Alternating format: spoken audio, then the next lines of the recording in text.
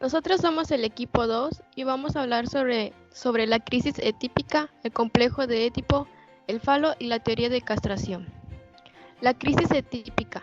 En el esquema de Lacan, la crisis etípica se produce cuando el niño se entera de los papeles sexuales inherentes a los términos para los familiares. La crisis empieza cuando el niño comprende el sistema y el lugar que le toca en él, y se disuelve cuando el niño acepta ese lugar y accede a él. Aún en el caso de que el niño rechace su lugar, no puede evitar conocer. Antes de la fase típica, la sexualidad del niño es maleable y está relativamente poco estructurada. Cada niño contiene todas las posibilidades sexuales disponibles para la expresión humana, pero como en cualquier sociedad determinada, solo algunas de esas posibilidades se expresan, y mientras que otras son reprimidas. Cuando el niño sale de la fase típica, su libido y su identidad de género han sido organizadas en conformidad con las reglas de la cultura que lo está domesticando. Yo voy a hablar del complejo de Edipo. El complejo de Edipo es un apartado para la producción de personalidad sexual. Es común decir que las sociedades inculcan a los jóvenes los rasgos de carácter apropiados para llevar adelante el negocio de la sociedad. Por ejemplo, Thompson habla de la transformación de la estructura de la personalidad de la clase trabajadora inglesa, cuando los artesanos se convirtieron en buenos obreros industriales, así como las formaciones sociales del trabajo exigen ciertos tipos de personalidades. Las formas sociales del sexo y género exigen cierto tipo de gente. En términos más generales, el complejo de Edipo es una máquina que moldea las formas apropiadas de individuos sexuales. En la terminología de Freud, el complejo de Edipo presenta al niño una alternativa: tener pene o estar castrado. Yo les voy a hablar del falo. Lacan distingue entre la función del padre y un padre particular que encarna esa función. Del mismo modo, establece una distinción radical entre el pene y el falo, entre el órgano y la información. El falo es un conjunto de significados conferido al pene. La diferencia entre el falo y pene en la terminología psicoanalítica francesa contemporánea subraya la idea de que el pene no puede desempeñar y no desempeña el papel que se le atribuye en la terminología básica.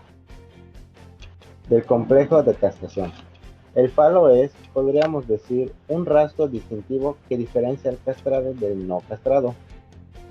La presencia o ausencia del falo conlleva las diferencias entre dos situaciones sociales, hombre y mujer. Como estas no son iguales, el falo conlleva también un significado de dominación de los hombres sobre las mujeres, y se puede inferir que la envidia del pene es un reconocimiento de eso.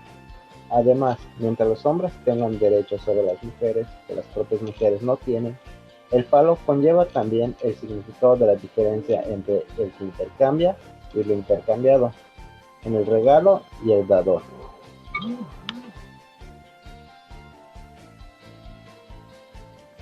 Lacan habla también del falo como objeto simbólico que se intercambia dentro y entre familias.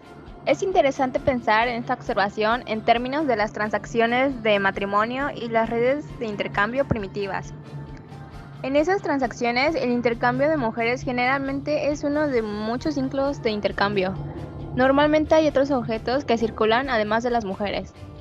Las mujeres se mueven en una dirección, el ganado, las conchas o las esteras en la otra.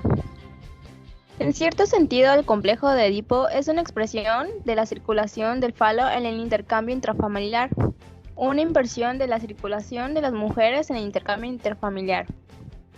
En el ciclo de intercambio manifestado por el complejo de Edipo, el falo pasa a través de la medición de una mujer, de un hombre a otro, del padre al hijo, del hermano de la madre al hijo de la hermana, etc. En ese círculo cula familiar, las mujeres van en sentido y el falo en otro. Está donde no están las mujeres.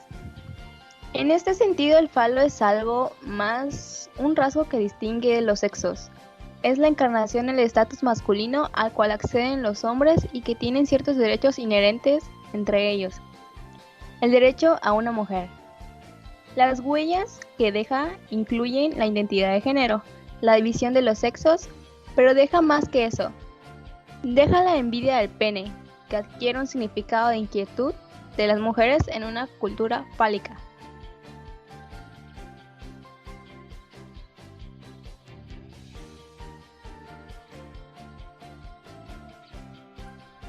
Teoría de la castración. La teoría lacaniana del complejo de castración deja atrás toda referencia a la realidad anatómica. La teoría del complejo de castración equivale a hacer desempeñar al órgano masculino un papel dominante, esta vez como símbolo, en la medida que su ausencia o presencia transforma una diferencia anatómica en una clasificación esencial de los seres humanos, y en la medida que para cada sujeto esa presencia o ausencia no se da por sentada, no se reduce pura o simplemente a un dato, sino que es el problemático resultado de un proceso intra e intersubjetivo, la ausencia de su propio sexo por el sujeto.